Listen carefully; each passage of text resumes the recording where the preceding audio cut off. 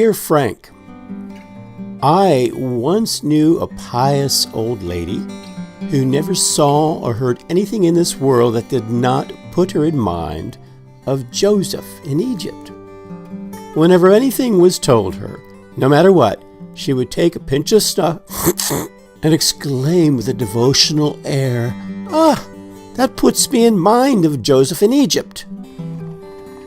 In one of the taverns along the road, we were set down in the same room with a man who was an ill-looking, hard-featured, pockmarked, bearded fellow. He was going, it seems, to Richmond.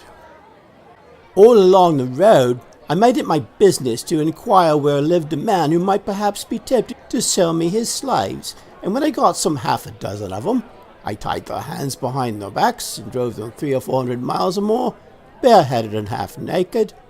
I gave out that they were runaway slaves. I was carrying them home to their masters. On one occasion, a black woman exposed his fallacy and told the story of her being kidnapped. And when I got her into a wood out of hearing, I beat her till her back was white. I married all the men and women I bought because they would sell better for being a man and wife. For many years a time, I've separated wives from husbands and wives and parents from children. But then I made amends by marrying them again as soon as I had a chance. I made one bad purchase there. I bought a young mulatto girl, a lovely creature, a great bargain.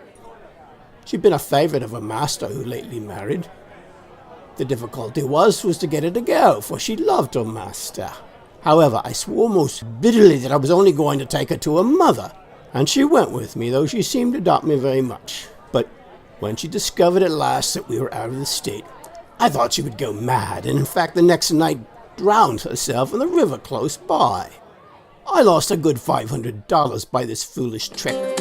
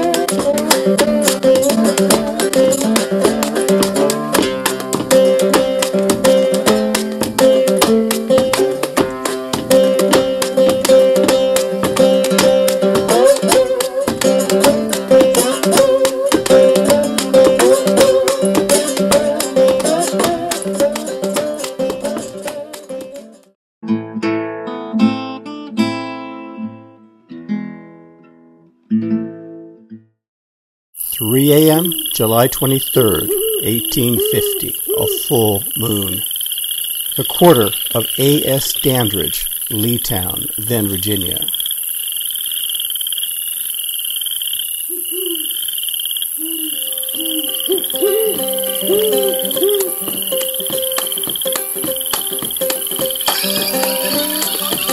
Traveling diarists across Virginia reported for decades that the black workers were incredibly fit, slept little, sharing the wee hours in a joyous private world.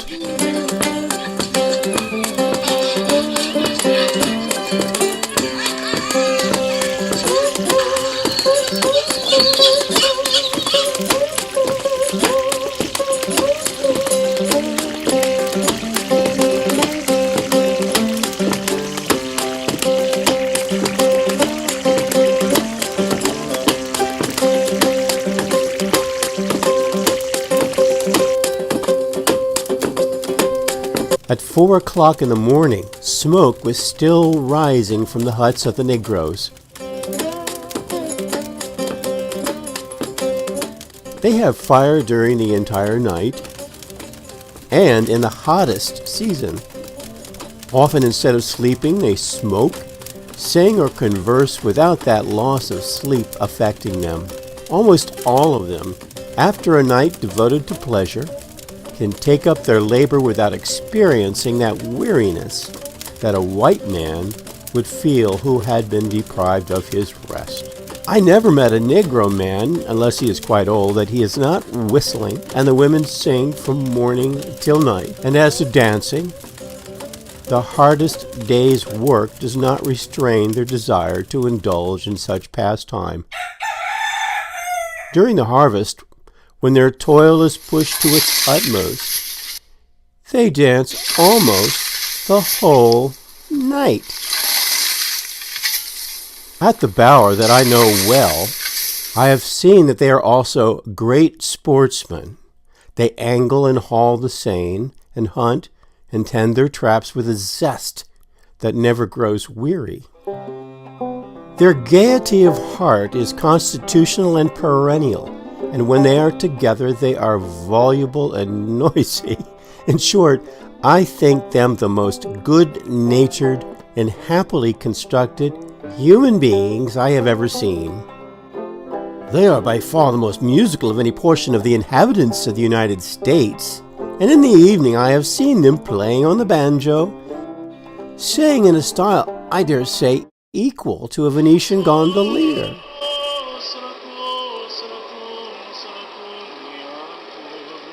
And then they whistle as clear as the notes of the fife.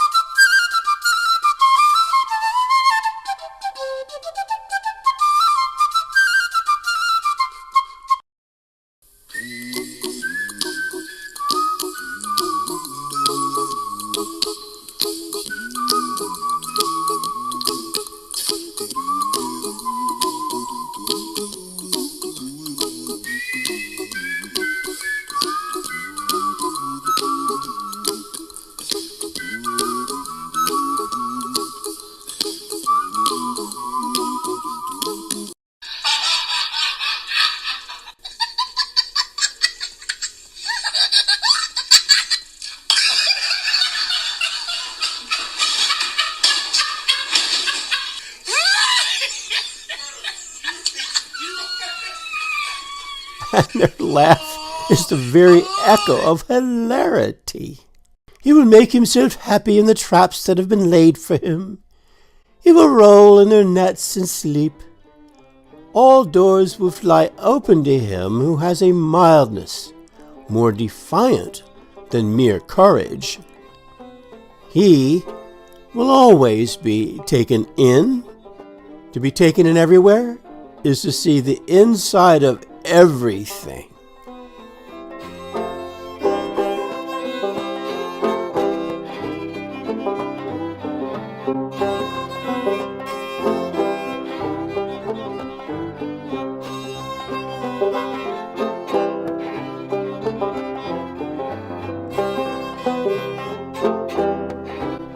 You sang away being owned.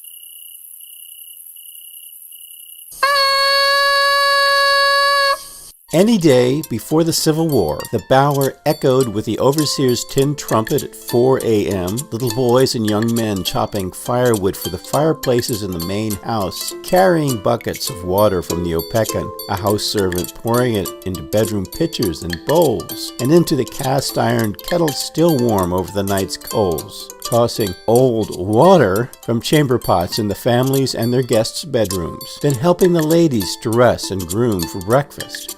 Water and hay and oats for the stables of thoroughbred and work horses. Fresh hay from the barn fills the wagon in the front yard, nibbled on by mules, donkeys, and livestock. Those who have visited will long remember the morning stir, the dry rubbing of floors and even the waxing of the same until they were like ice, and the grinding of coffee mills and the dipper of ducks and chickens and turkeys.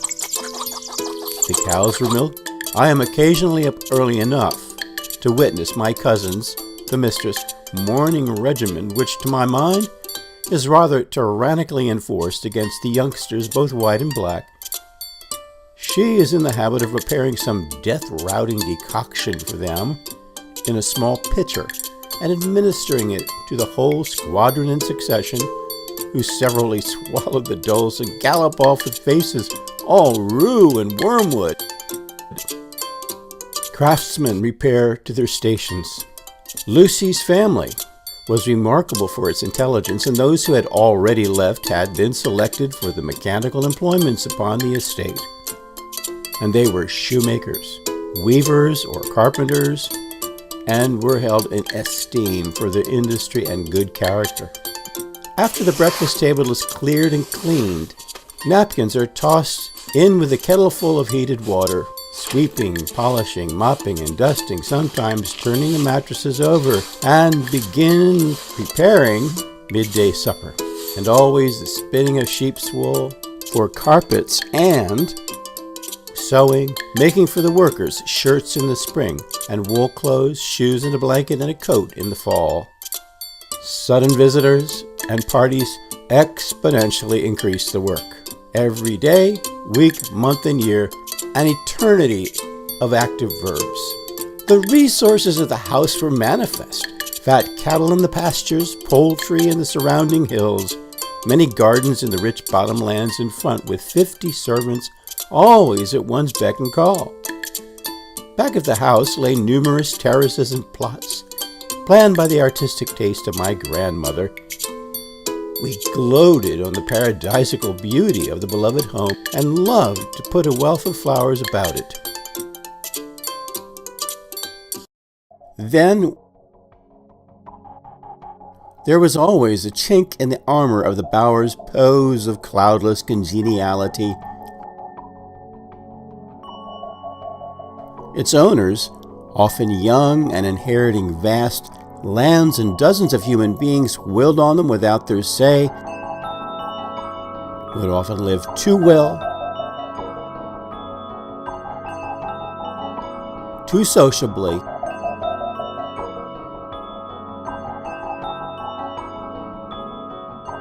thus committing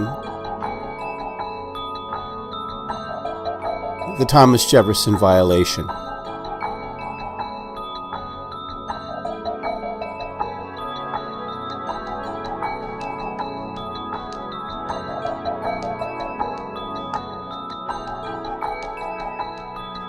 Thomas Jefferson struggled, owning too many people from his wife's dowry, but insisting on his wines and fanciful projects.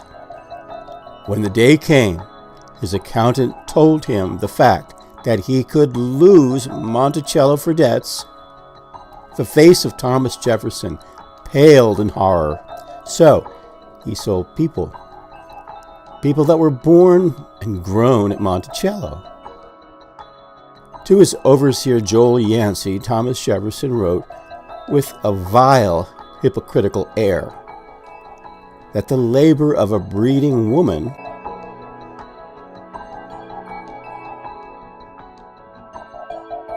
is more profitable than the crop of the best laboring man.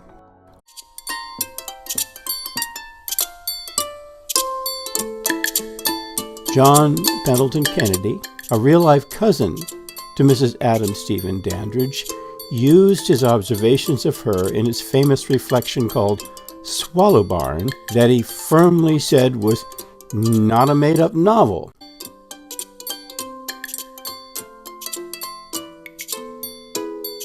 He called his cousin Lucretia.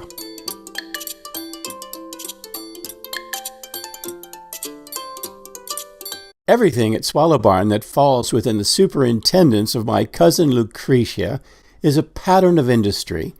In fact, I consider her the very priestess of the American system. Moreover, all things go like clockwork. She rises with the lark and infuses an early vigor into the whole household.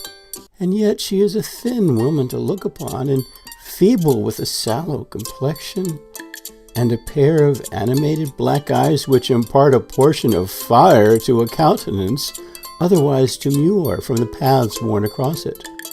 But although her life has been somewhat saddened by such visitations of ague, my cousin is too spirited a woman to give up to them, for she is therapeutical in her constitution, and considers herself a full match for any reasonable tertian in the world. Indeed, I have sometimes thought she took more pride in her leechcraft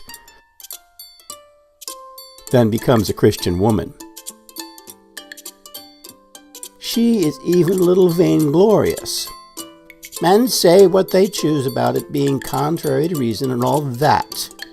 It is their way, but seeing is believing. 9 scoops of water in the hollow of the hand from the sycamore spring for 3 mornings before sunrise, and a cup of strong coffee with lemon juice will break an ague. Try it when you will. I am occasionally up early enough to witness her morning regimen, which to my mind is rather tyrannically enforced against the youngsters, both white and black. She is in the habit of preparing some death-routing decoction for them in a small pitcher and administering it to the whole squadron in succession. In the home department, she is confessedly, without appeal, the paramount power.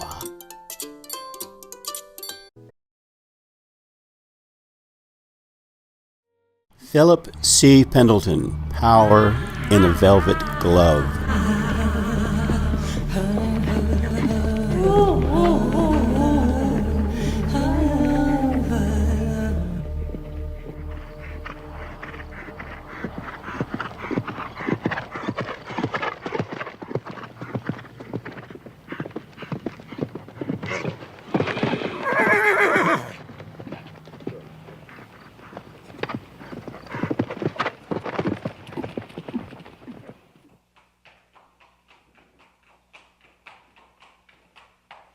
The man most likely to have uncovered the existence of Mary's unlawful family, and was also the man who had the legal power to do something about it, was Philip C. Pendleton, the man who held the lives, hopes, and fates of all persons of color in a jurist's balance, the one who visited the quarter regularly to hobnob and check up on things, and who, beneath his languorous patrician air, really ran things, making sure debts were paid.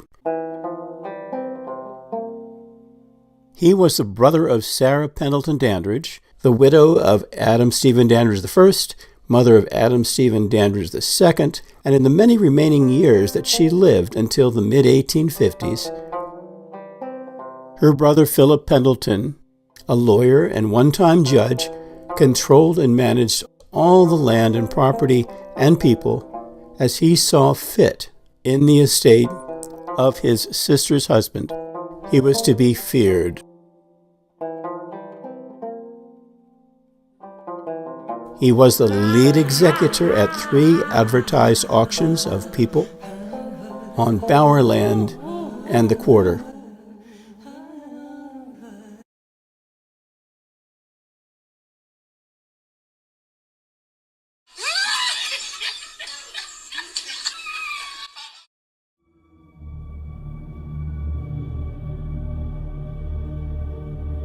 John Pendleton Kennedy renamed his uncle Philip C. Pendleton Frank Merriweather in Swallow Barn, that is to say, the Bower, but keeping the facts of Pendleton intact. Kennedy retreated from using an account found only in his first draft of the notorious hate stare of Pendleton's.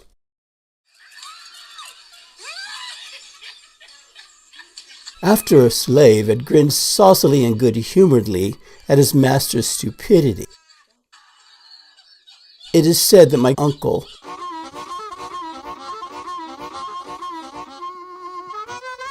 looked up at the black with the most awful face he ever put on in his life. It was blood red with anger, but bethinking himself for a moment, he remained silent as if to subdue his temper. He did not speak one word. If he had not constrained himself by his silence, he would probably have attacked his slave with a stick.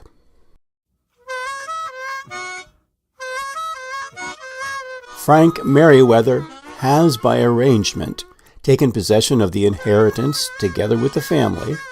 Ned has ample liberty to pursue his own whims in regard to his future occupation in life. Ned Hazard was Adam Stephen Dandridge II, renamed, but the real-life details remain intact. Kennedy continues about his relative. It pains me to say that Hazard's days of academic glory at Princeton were untimely cropped, but my veracity as a chronicler compels me to avow, even to the disparagement of my friend, that before his course had run its destined end, he made shipwreck of his fortunes and received from the faculty a passport that warranted an unquestioned egress from Nassau Hall.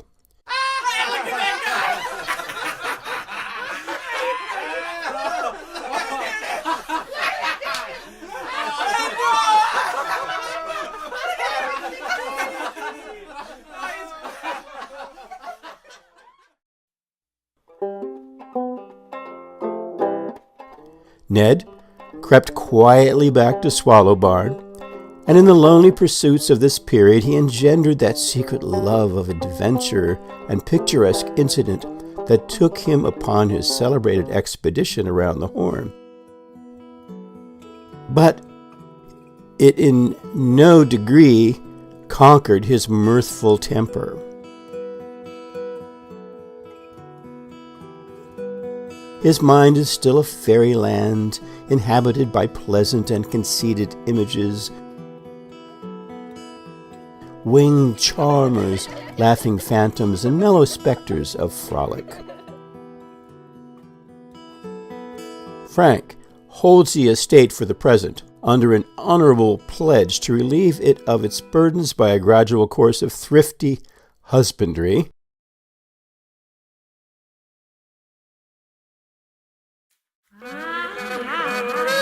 I got you $890 now, $9. $890 and now $9. And now $9. All in, all done. Sold it to you $890. That's the good buy. $890. All right, the next one I'm going to sell here is Lila. She's 56 years old. She's a big commercial cook now. She cook out the stone. She's considered an excellent dining room server, and she's also good at teaching the other slaves. So if you got some little ones, she'd do you right there. We're going to get loud up on the block. I hope you had a chance to look her over. She's 56, but got a lot of years left in her, you can bet. Let's get her up here, boys. It's cold. Let's get her on the block. With us now. There's the next one on here. Where we Hey, taking let's to take outside? it. We gonna tell the Edgar right here. He's 41 years old. He's an excellent player. He needs your farm hand, but once you get him home, you get him in line, he won't be a problem for you. Sells with the warranty as part of your estate. Don't you let him worry about it now. On the Dandridge right here. Bingo. How about three? Bingo. Three. And I'm going to go left, and go left, and I'm not going to go left, and I'm Talking on the business. I'm the phone, I phone, where would you get the phone? I got phone, I phone, I have my phone, I have to get the phone 15. I got phone 15, I phone 75. I'm the phone, I have, and I phone 75, would you get the phone 75? I'm the phone 75. I got phone,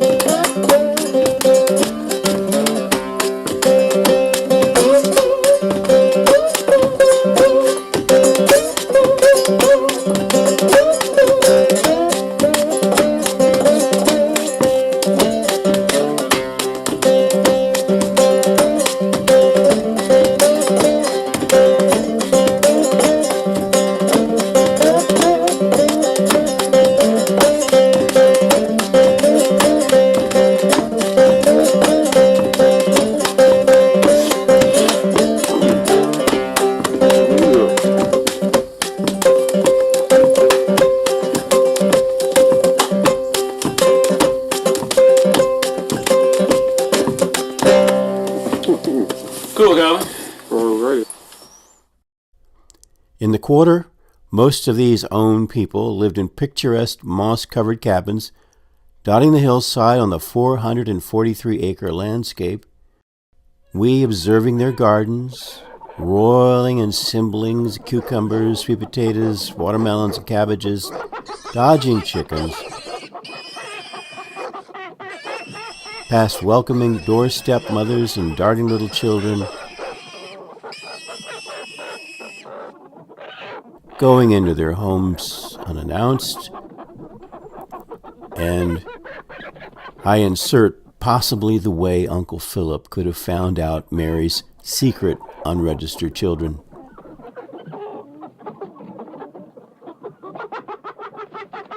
Kennedy goes on.